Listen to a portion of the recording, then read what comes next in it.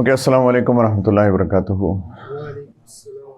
Alhamdulillahi wa kafa wa salamun ala ibadihi alladhina istafa amma ba'd. Fa'udhu billahi minash shaitanir rajim. Bismillahir rahmanir rahim.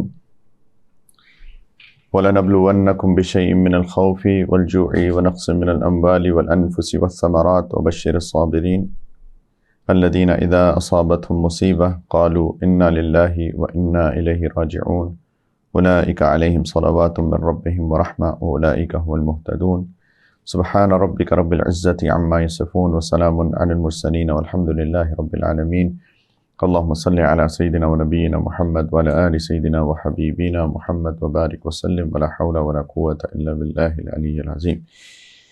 Alright, so آج جو ہم نے بات کرنی ہے وہ It's mental well-being, and we are going to talk about mental well-being from an Islamic perspective. Islamic perspective سے ہم بات کریں گے انشاءاللہ mental well-being کی.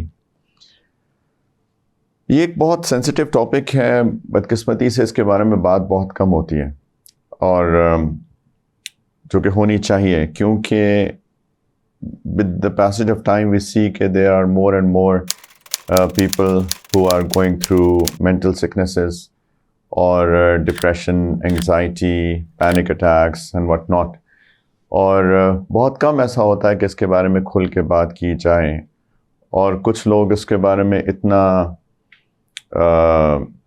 اس کو اتنا نیگیٹو لیتے ہیں کہ جی ایک مسلمان کے کو مینٹلی سک کیسے ہو سکتا ہے، ایک مسلمان مینٹلی ڈیزیز کیسے ہو سکتا ہے، اس کی مینٹل ویل بینگ جو ہے، اس کا ایمان اس کی مینٹل ویل بینگ کے لیے کافی ہے. ہاؤ از اٹ کہ being a Muslim, we are depressed or we are anxious or we are panicked.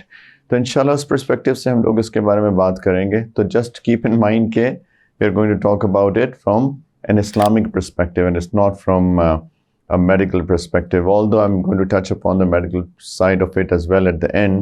ہم لوگ اس کے بارے میں بھی بات کریں گے آخر میں کر کے انشاءاللہ کہ اس کی کہ میڈیکل سائڈ سے ہم اس کو کس طرح سے دیکھتے ہیں، لیکن just keep in mind کہ ہم اس کو میڈیکل اسلامک پرسپیکٹیو سے بات کریں گے.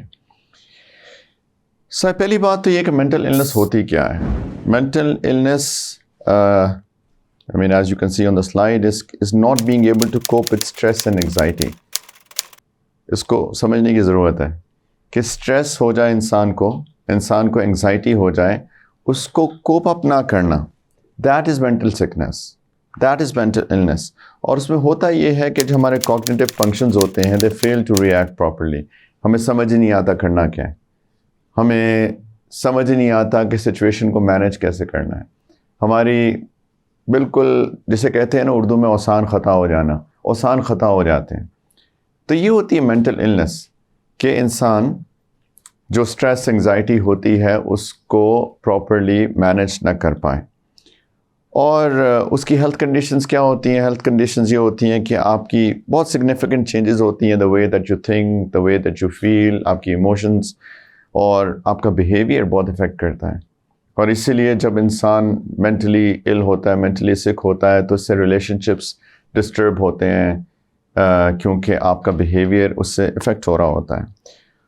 اور فیملی ایکٹیویٹیز، سوشل ورک، آپ کا اپنا ورک جو پروفیشنل لائف ہے وہ افیکٹ ہوتی ہے. تو اٹس ریئلی سیریس اینڈ اس کو ایڈریس کرنا بہت ضروری ہے. سب سے پہلے جو چیز جاننے کی ضرورت ہے وہ یہ ہے کہ انسان کو اللہ تعالیٰ نے ایک ہیومن انیٹمی ہے، اللہ تعالیٰ نے ہم سب کو بنایا ہے، اور اس کے اندر بہت سارے امپورٹنٹ فیکٹرز ہیں جن کو ایڈریس کرنا ضروری ہے.